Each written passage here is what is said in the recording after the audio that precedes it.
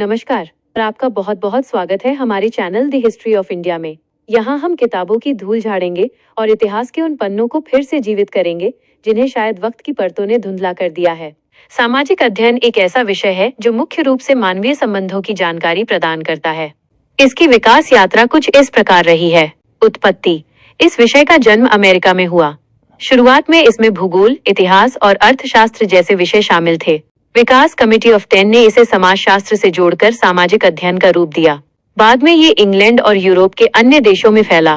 भारत में स्थिति। आजादी से पहले समाजशास्त्र और राजनीति विज्ञान जैसे विषय केवल विश्वविद्यालयों तक सीमित थे।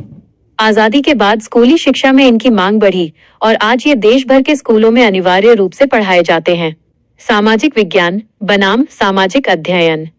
आधुनिक समय में सामाजिक अध्ययन का नाम बदलकर सामाजिक विज्ञान कर दिया गया है।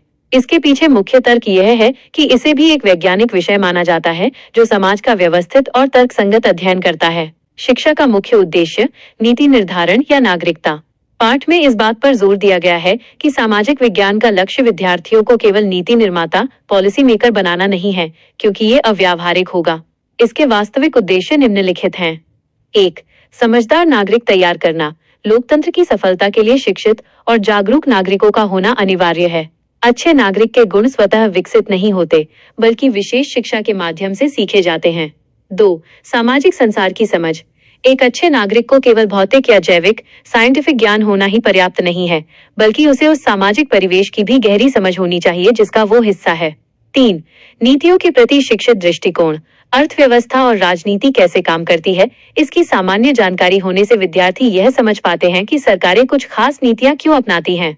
यह उन्हें सार्वजनिक जीवन में एक तर्कपूर्ण नजरिया विकसित करने में मदद करता है।